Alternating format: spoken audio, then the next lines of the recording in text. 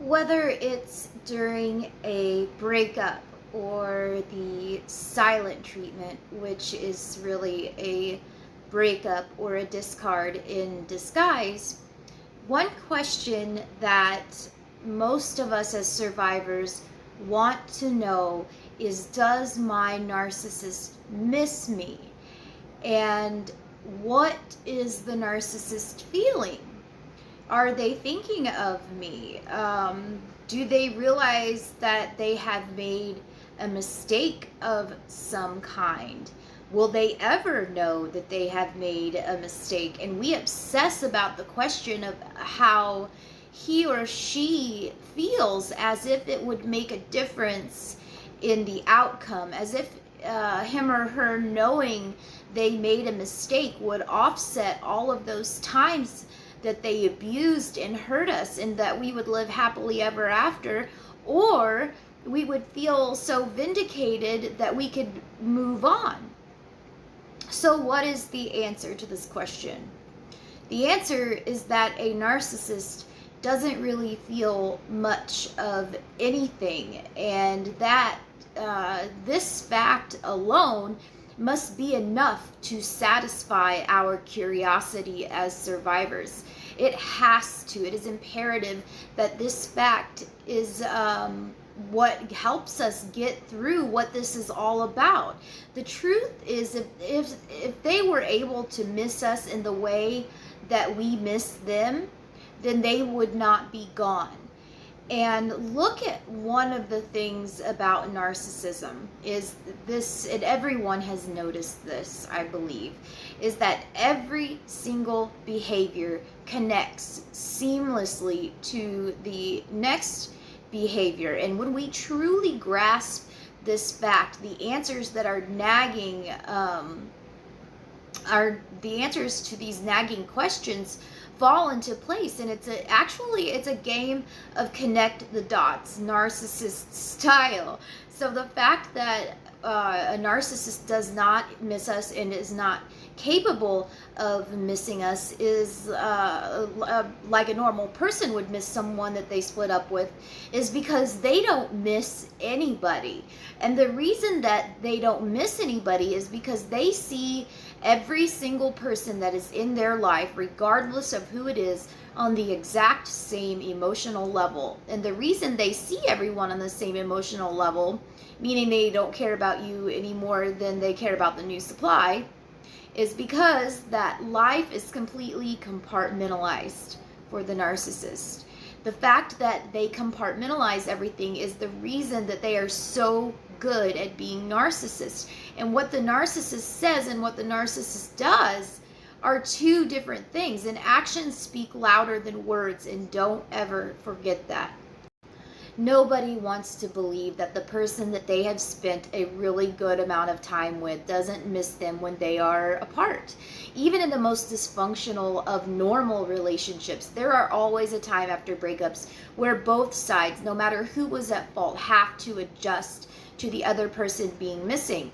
Narcissists, however, do not need any time to adjust because they've been adjusted all along.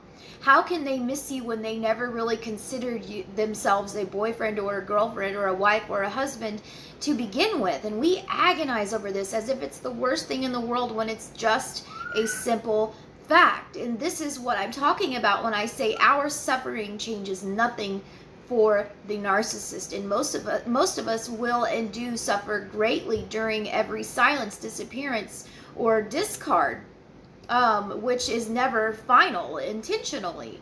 And while we suffer, we are wondering how they are feeling and what they are doing in life. For the narcissist, it just continues along, just like it's just another day. It has taken me many years to wrap my head around the fact that all of those silent treatments, while I hid under the covers like a scared mouse, what my ex was doing, he was just going about his day, and I simply did not want to believe that.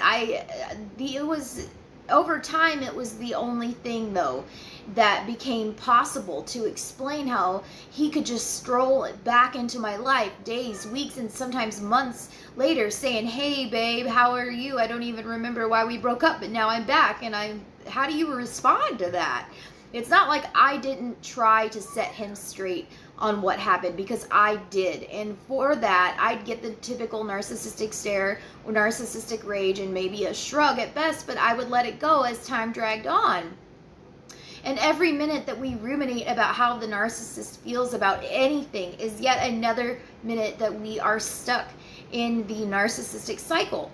So how the narcissist feels when we are gone is the top question that I'm asked during consultations. And although no one likes my answer, I eventually get them to change their perspective about the breaking of confusion and the cognitive dissonance. And I explained how I turned the final breakup around in my own mind, because I decided it was the final breakup, and accepting that my ex did not care and he would never care. And the fact is that I'd much rather think that my ex wasn't capable of loving or missing me, and knowing that for a fact, know that they can't to begin with, then that is how he was able to do what he did, rather than to think that he did love and miss me as much as I loved and missed him.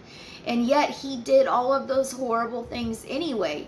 And if hopefully that makes sense to you. And coming to accept this eliminated a lot of rumination of how could he do this? Why doesn't he love me? How, why, what? And it goes on and on and on and on.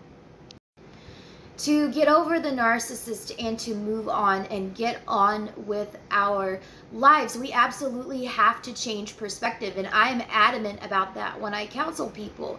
It is really as simple as this. If you and I were looking at the same picture, and the way you see it makes your heart break over and over, and the way I see it puts me at peace, wouldn't you want to see it my way? Wouldn't you want me to explain to you why it is that I get to see it that way, so that you can get to that same peaceful place? Granted, my explanation had better be good, and this is why I try to explain things logically in my videos. You can get to a place of peace with this, my friends. Connect the dots and watch the puzzle pieces fall into place, as once this process begins, recovery is not too far behind.